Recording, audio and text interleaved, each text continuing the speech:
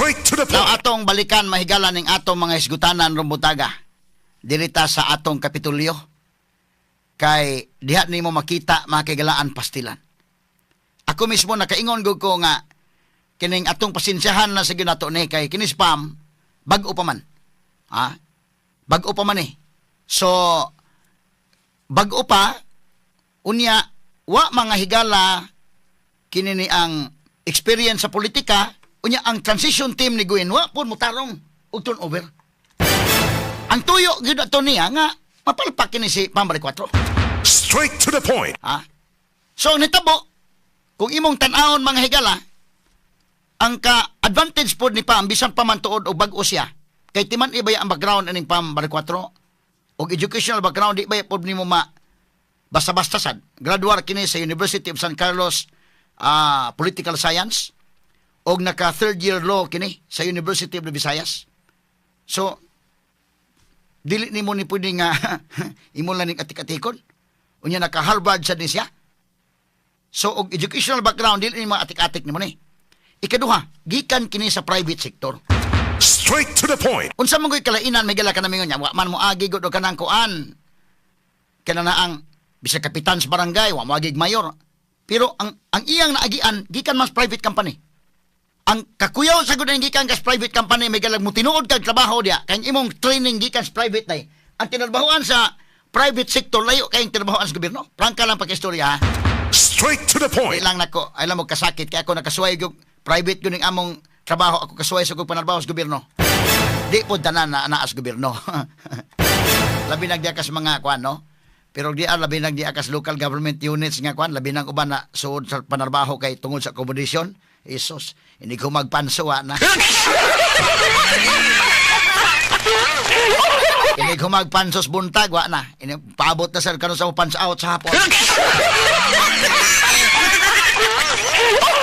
Pero kanang gikan kas private, ang trabaho grabe magyusad.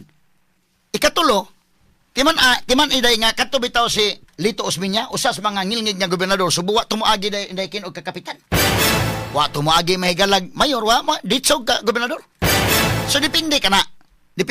Importante nga kugihan ka, do na kay vision, do na kay mahigalay direction nga klaro, unya mo tap ka sa mga tao nga angay nga mo appeal sa imong team. Nya kanang mga tawo nga imong itap nga mantigo, nya dunay kasing-kasing sa public service, importante na. Nya labos na dili pod lalay.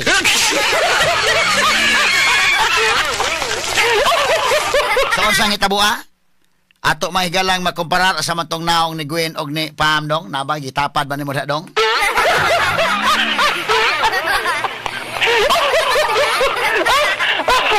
May isgutan ta man gid mga higala kay kining ilang gihimo. Gusto man gutong usa. Iya pa gani inyon iyang ipalutaw gid nga si Pam, why na mauhan mo na, no? Kini tanawa lang, kining duha ka mga higala si Gwen og si Pam,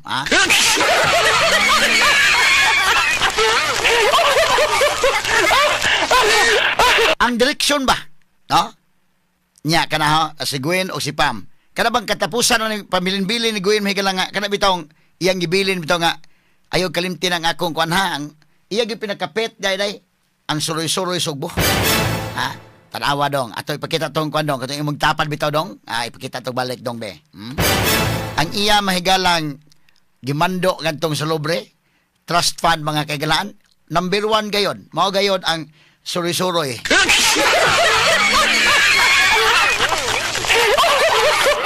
Balik kiat yun iyang gusto. Kana. Dadong. Ihunong dadong. Itapad tong usa kana. Kana. Freeze gamay kana. Number 1. Suroy-suroy sa sugbo. Anya, tanawa. Asa man tong kang Pam be. Katong kang Pam nga kana na ang iya manghigalang katuyuan sa katong executive order. Ang executive order gyud number 1 gyud, no? Ang number 1 niya manghigalang mando. Tawa. Ang iyang permiro gyud mando. Ni Pam 4. Kini gayud manghigalang urgent gyud nya sa hospital. Diyan mo makita ning duha ka inahan sa probinsya.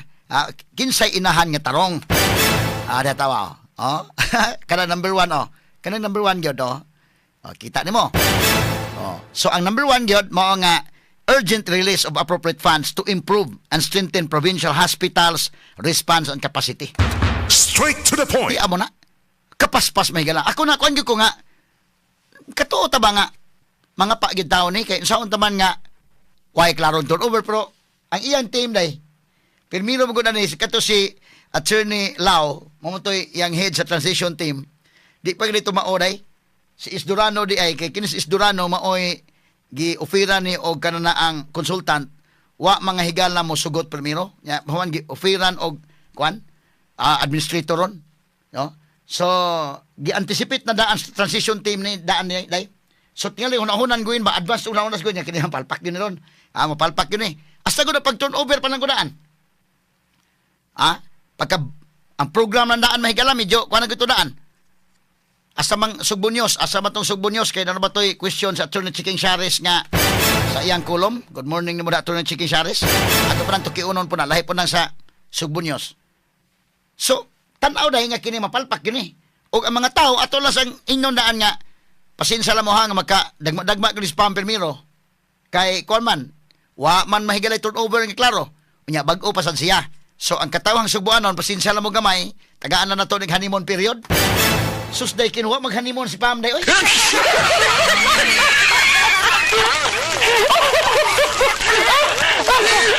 Murag pari-pariha ba yung archibal? Sa archibal sa dindekin sa city wa mag-honeymoon po? Pag first day mahigala, ang public library naanay mga kabaguhan. Unya ang katong ilang gilusa dayon nila nga kanang sa mga call center agents pa day. Nga magabiin na bitaw ang kanang gilunch nila tong naisakinan nga para dili delikados tulis ning ato mga kwan. Unya ang mayor of the night, na. Iko kini og maglumba og kanang public service nga pinaspasay pagyod. Kining Cebu City og ang province, kisay mabulahan ng katawhan. Straight to the point. Nagtuo ta may galatagaan ta sa dunay honeymoon period, no? Ato lang sa ipa-honeymoon period nya. Sige, papahuayan lang sa pamari 4 dayon, nahina sa murabag magtuon sa siya ba. Pero sus pag first day mahigala bida, mga bagiitan mo sa dayon ng iyang team. Sos pag first day na mirma dayon og 12 ka executive orders. 12 dayon ang ipirmahan. Kato si Gwen nagtan-aw to mahigala medyo nasyak ito day ay abi na tong masabotahe nga mo palpak wa man. First day pa lang wa mapalpak. First day pa lang na mirma executive orders. So saan nga mga executive orders akong balikon urgent release ka number 1 gano. Urgent release of appropriate funds to improve and strengthen provincial hospitals response and capacity. Muna yung number 1. Sus, kaghapon mahigala, wa maglangan, oy. Urgent na mahigala, gimando na yun. Nga, namay sa emergency funds, ihatag na yon sa mga public hospitals na to. 16 kinikabok. 16, upat ka provincial hospitals o dunay 12 ka mga district hospitals. Gahapon, napatay pictures daw nga gahapon, gipatawag to mga chief of hospitals, oy. Natay picture daw. Kini, mga chief of hospitals, mga doctors mahigala dito sa probinsya, ipatawag, kanisla, Muna yung mga chief of hospitals, gi-meeting ni Pam uban ni Isdurano, gipapungutan na sa unsa may problema, hastin daghan ang problema day indekin, hasta dagom, hasta mga martayulit, ubitaday, nagproblema sila dito. Kaingon kasalbahis gitong administrasyon ni Gwen Garcia, kasalbahis. Pagkasalbahis. So nanulti ni mga doktor, gahapon sa meeting, dito sa sulti mo na nga, parilis niya dayon, initial pala na, tag 5 million ka na, kuan dayon, 5 million, 80 million tanan god. Pero saan man 80 million, nga gusto ganun ni Gwen katong 1.2 billion nga yung dali?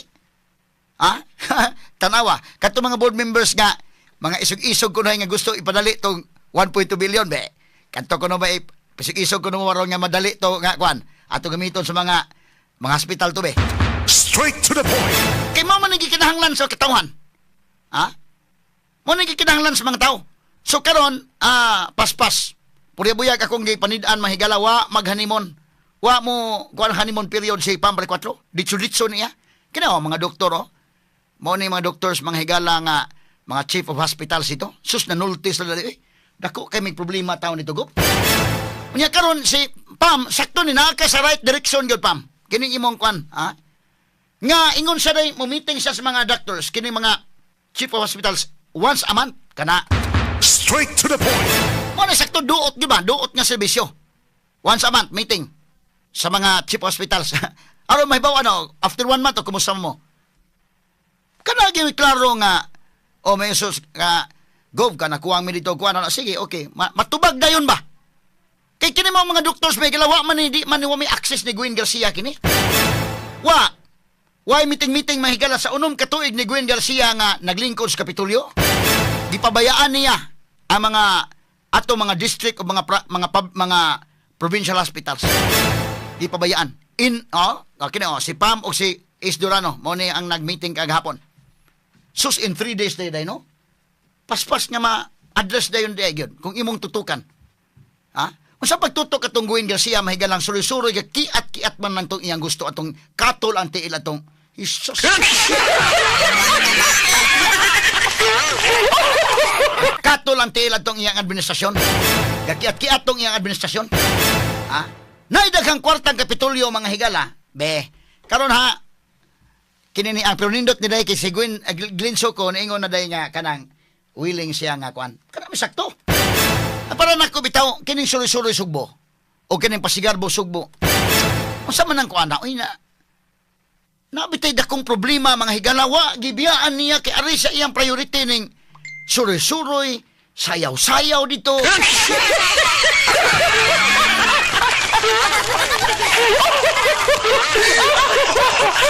Karon ni gyud. Mo ni ang mga chief of hospitals paspas kay third day meeting. Mga chief of hospitals unya kanindot aning kalakiha mga higala kay ang anak ni Pam doktora sad. Unya konsultan sa daning iyang bana. So nabutang mahigala nga kuan no. Ya kini sakto ni nga dunay mga kuan.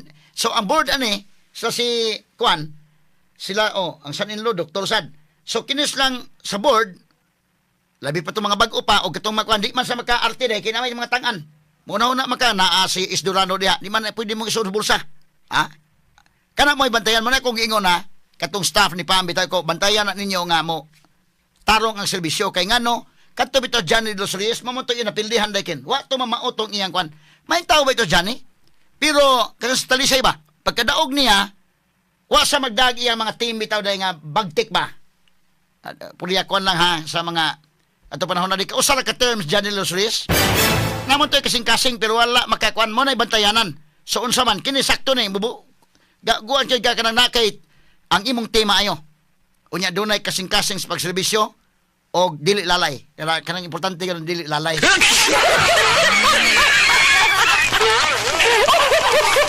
Anya si Pambari 4 bisag wa pa mga higala maka suway og serbisyo sa gobyerno as elected official. Pariha kinin Lito Osmeña.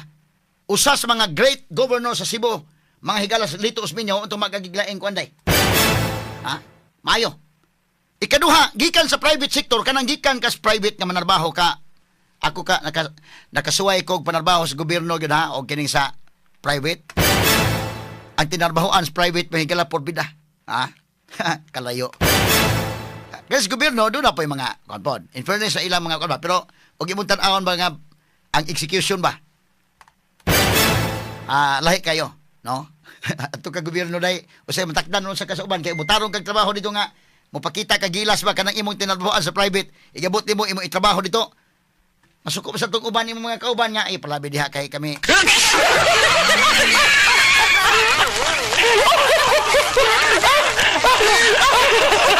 Among to mga kuan dito. So karon og kini yung tinarbahoan sa private, gidaan dito sa government. Mo kuan gani paspas ba? No? Unya sincero, limpyo ang kasing-kasing sa pag-alagad, mulampos. Tarawa ika-third day pa ron, pero release na dayon, gi-urgent ang release. Ang iyang executive order number 1, urgent release of appropriate funds to improve and strengthen provincial hospitals' response and capacity. Unya ang ikadusi ani sa akong nag-ingon. Kini di gini kalimtan, kay importante kini pod. Mandating the free use of regular public comfort room facilities in all provincial terminals in Cebu. Straight to the Wa point. na'y bayad ang wiwi ug popo.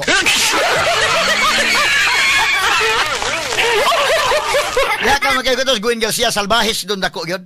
Lali mo ka na pabayron kag mo wiwi kag mo popo ang kanang taga probinsya. kan taga-probinsya ako, taga-probinsya magyud ko nga, kanang probinsyano magyud ko, mamaylo pa mig pliti, oy, aron nga magkanang syudad. Mamaylog pliti. Ang uban bitaw, tinuray lang ha, di mo makarelate ang uban. Ipadalang ng kuan mo na ako, kanang pa makabaw silingan bitaw mula. Mulugsong ko no si Kin. Ha, mulugsong si Kin, ipada, mapapalit ko ipikasin. Ay, ako po ni mapada po ko, kay mapapalit po ko kuan. Daghay, papalit day, kasuhay ka na day, kay taga-buhol ka man. Oh, daghang ipadaan ng kuan kaya naman para magkadaginot sa pliti ang usalay mo adto unya daghan na porbida magbaguod ka sa imong dalhon. Pagkadaghang panugon kana na ang mulugsong ka na mabawaan ka mulugsong daghang tugon imong silingan nigbalik mo gabaguod ka kay daghay magpada. Karon namaylo pa nagkwarta inigabot sa terminal ang budget niya na ibanan ka na nangihi siya.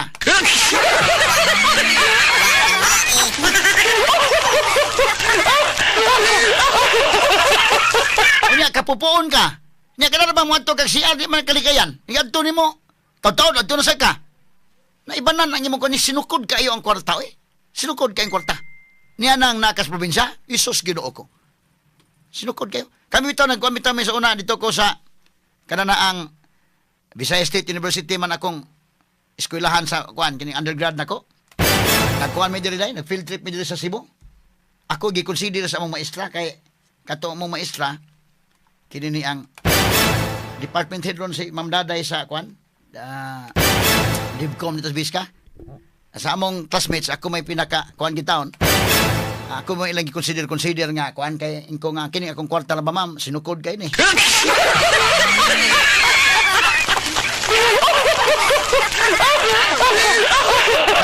Atol ta sa kuan kanang Biska office mga tog. Na may Biska office dito sa may lahog. Kapila kay plate da no kanang jeep nga kuan ba? Pila kay plate kanang ang akong nakuan day kana saag man ko to 040 man na di ko kalimot. 040 kinang probinsyano ta. Kanang imong plate daan imong gi-budget. Plate ni mo gi kanang padong dito Biska office. Basta na sa lahog. Nya na baktason gamay na. Og panantag masaag ka. Masaag ka na ibanan yung budget.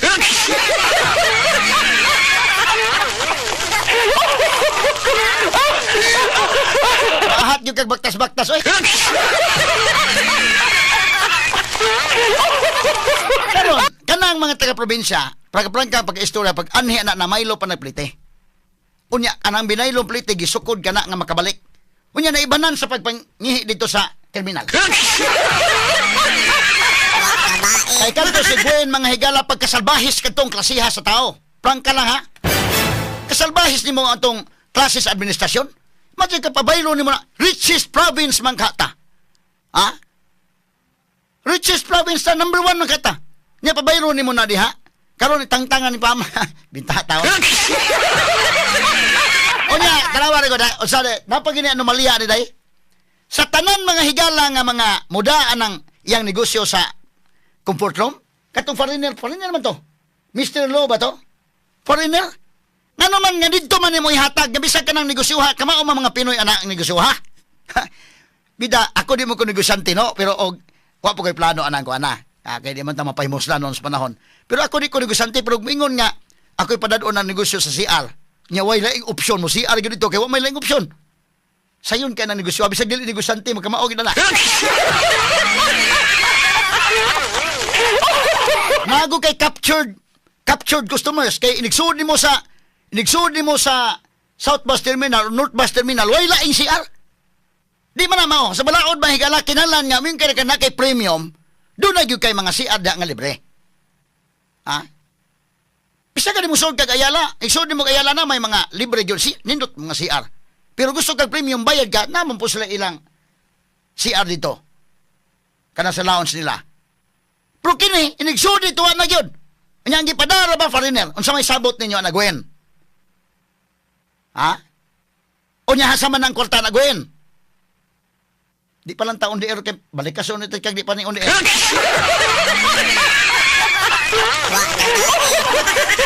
Karon mga higala, wa na. Ni Mando na sa pambalik 4, wa na ibayad na ha. Kaya laliman ka, magpugong-pugong kag pangihi. Tungod kay makabayad ka, GS kay bayad. GS day no?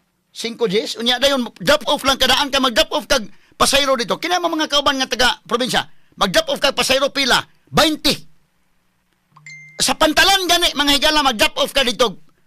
Imong ihatod sa pantalan, musud ka sige pila may bayad. Gs man gani na. Ang kangguin 20, salbahis ka na nga klase sa pagka salbahis nga leader. Kinisguin ka siya. Straight to the point. 20. Nya di ang mga higalay taga DAR, gobyerno ni DAR di ada mga higalang DILG kumilik nga makabayad yun iyang papahawaon diri sa legislative building. Pagka Naonya na ta magtiwas na lang. Masakit kag kidney anang kalakihan mapugong-pugong kag pangihi, ini kasakit nimo madto ka hospital way hospital. Mo ni karon konektado kini number 12 nga executive order ni PAM. Di na ka masakit, kay naging kagtarong, wa may bayad na. Unya dayon, ang hospital si Bako kinunsa na po hospital. Kanang iya double wami man eh. Magkasakit ka dito kay pugong-pugong kag pangihi. Unya pag adton mo sa hospital, way hospital nga tambal. Pagkagrabe. Unya halasigi sang suri-suroy sugbo, sayaw-sayaw siya dito halabungga pila budget sa suri-suroy sugbo o kining iyang Pasigarbo sugbo, mga 300 million kapin. Karon tuiga, ha? Makaako ka ana, makaako ka maparti-parti ka alma mura kag magpista-fista dito na dunay mga pobre dire. Nga wa gani gapas, wa gani dagom ang hospital. Muna karon makaingon ko nga mga Subuano no. Kaya mo na unsa kat importante di ay nga dili ta mapapalit sa atong buto. Or kadto uban niya, ni dawat ba mo tong uban niya man inyong gikupras. Mo kana ang importante nga mo adto na sa serbisyo. Muna karon, mo ni karon tinuod na gyud nga mabuhi ka Subuano.